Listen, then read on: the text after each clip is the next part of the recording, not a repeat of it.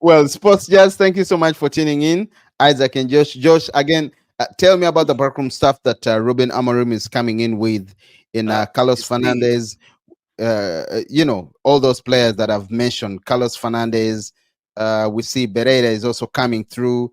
Vital, Candido, Emmanuel Ferrero. Tell me, is it positive that he's coming in with this play, or rather with this stuff, the backroom stuff? Of course, he trusts them. He's the players, rather he's the. These are the people that he's been working with at Sporting Lisbon that have managed and elevated him to the point where Man United had to pick him as their new next manager. yeah. You see, Ruben Amorim, his progress up to now has been very rapid. You know, the things that have happened in his short managerial career are tremendous. But maybe let me just speak one or two things to tell you. Ruben Amorim has a very high ceiling in the world of football, which explains why he has been highly coveted by big I'm clubs all over listening. I'm Europe. listening. Okay. Yes, Yeah, it that was is true. always By going. the Barcelona, Man Yeah, City, Bayern Munich. everyone Yeah. wants him. I mean, it's just that it was always going to take an arm and a leg to praise him away from Sporting Lisbon during the season. Mm, But guess what? The biggest club of them all under Ineos is the one that came calling. And it was just too big an opportunity to turn down for the 39-year-old modern manager. He just could not believe that this opportunity had come. Little wonder he is often referred to in Portugal as the next special one. correct. I read that by the way somewhere. Yeah, you see, though their styles of football and achievements are glaringly distinctive at the same stage, the circumstances of their ascendance in management proper are somewhat similar.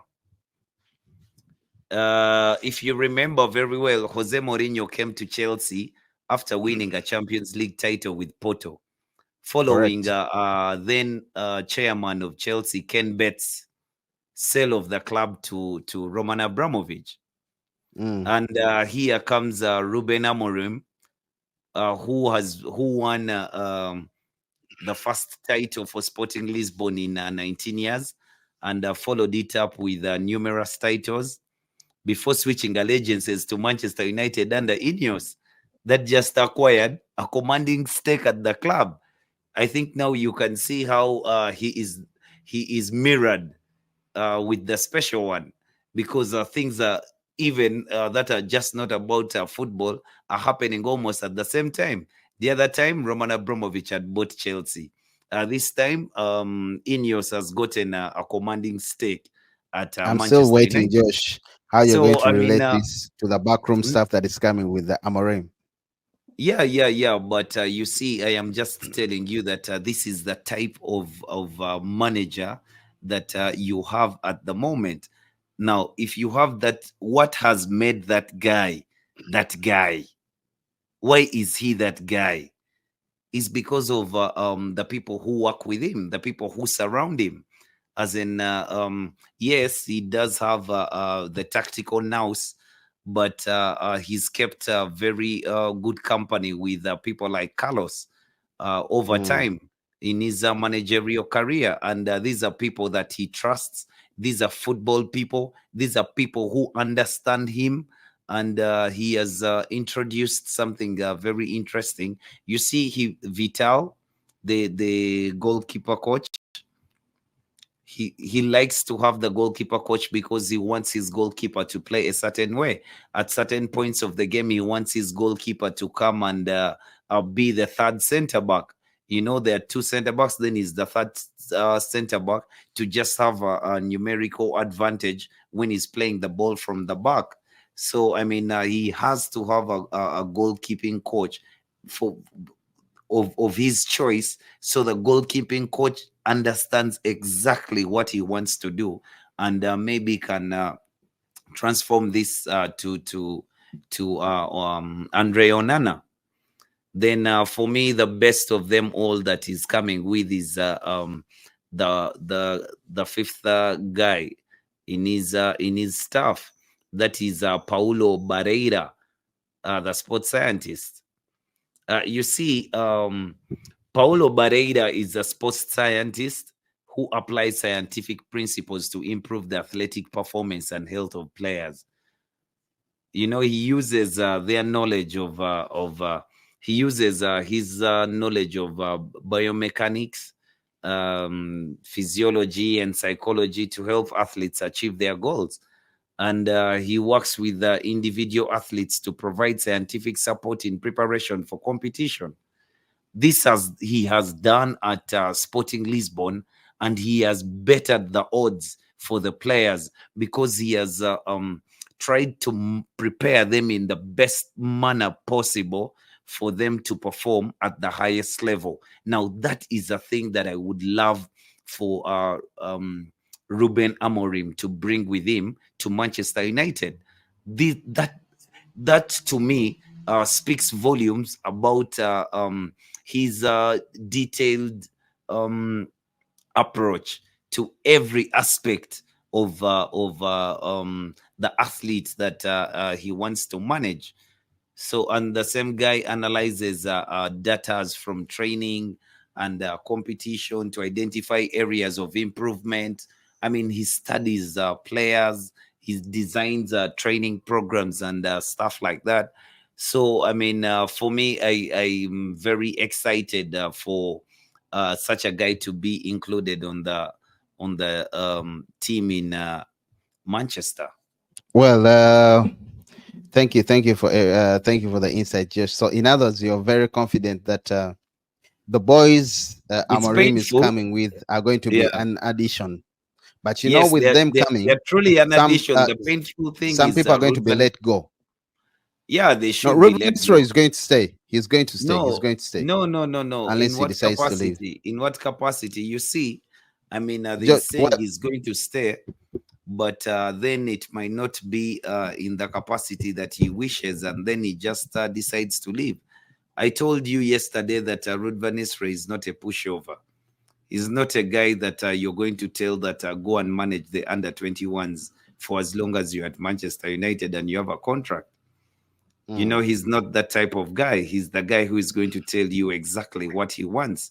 Because, I mean, if you remember, even when he was a footballer, he told a guy as decorated as Sir Alex Ferguson exactly what he wanted, you know? yeah, Yeah, so that is correct. yeah, he can stay, supposedly, he can stay, but you know, he might just change his mind. But that's why I was telling you that it's a bit painful that it is necessary for Ruben Amorim to come with the guys that he works with, the guys that he trusts, the guys that um, the guys that he trusts, the guys that have been working with him in a successful period. So maybe they can sit together and analyze the situation at Man United and come up with the best solutions. But then it's painful that Ruud van Nistelrooy might just be sidelined. No, I think And he's on the staying, other hand, Josh, yeah, and yeah, because he said in an interview, he said, "Well, yes, I'm here. I was brought in as an assistant, and I'm here to see out my contract." yeah. Oh, I thought he said that is there for as long as the club still needs him. Of course, the club, but they have no reason to fire him. What has he done wrong for him to be fired? He was just an assistant. No, they might just not be enough space. Well, maybe that will depend on Amorim when he comes That's in. what I'm saying. But then you can also argue that Ruben Amorim would want to have an ally in Ruud van Nistelrooy, a guy who knows Exactly. the football club, a guy who has been around, and you know, he He might want commands a to lot have of that. respect at Carrington. Yes, Him but being a legend, having scored again, 150 goals for Man it, United. it is difficult. It is difficult that I am arguing that Ruben might want to have an ally, but I'm also the same guy telling you that he might also just be that guy who doesn't want anything to do with a guy who is telling him about his old glory. All right. You know what? Just let's look. Let's look at. I'm looking here at United District, and I see the squad right here Yeah, yeah, yeah, yeah, uh, yeah. that is Amorim's squad. United will pay around 12.6 million pounds for Ruben Amorim and his coaching staff. Of course, you have Carlos Fernandez, you have Vital, you have Bereida, you have Emmanuel. I mean, everyone, the coaching, Candido. Candido, everyone is there just in the building, and they're all waiting for the job. And I assume they're very excited, very, very excited, because majority are always very excited. So, I well, think let's I see how think things go. we should let go of the Darren Fletchers and Ruud Oh van yes, Nistelrooy I agree. stays. I agree. Maybe Nisroy can say, but Darren Fletcher. I mean, all those players should go, man. Seriously, Fletcher. Who else is there? There's Fletcher, there's Rene Hake. By the way, we are talking Rene. about Ruud van Nistelrooy, but we're not talking about Rene Hake because Rene Hake also came with Ruud van You Nistelrooy should as follow assistant. suit. You should follow You suit. know, I'm telling you. it is difficult for Man United to spend all this type of money to what to fire managers and stuff like that. We have to be very wary of Sinan the says Nestor PSR. is staying. Yeah, well, it Yeah, I looks would like love he's for him saying to that he stay. might I would go love for after him to some stay. time. He might feel out of place, and I mean, he decides to leave himself because it No, always he's not. happens. We saw For that me, with I don't. McKenna, Josh. We saw that McKenna, after Ole left. After it's only Fletcher that stayed.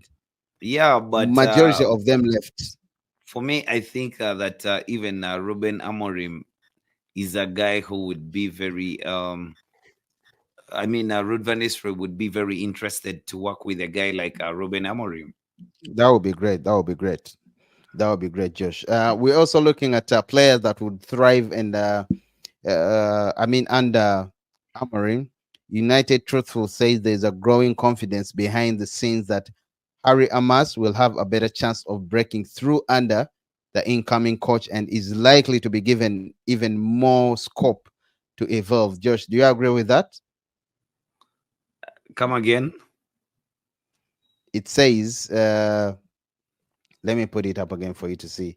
They're talking about Harry Amas, players that might be given a chance to play under But Amorim. Harry Amas There's a was growing, always going to be given a chance to play this season. okay.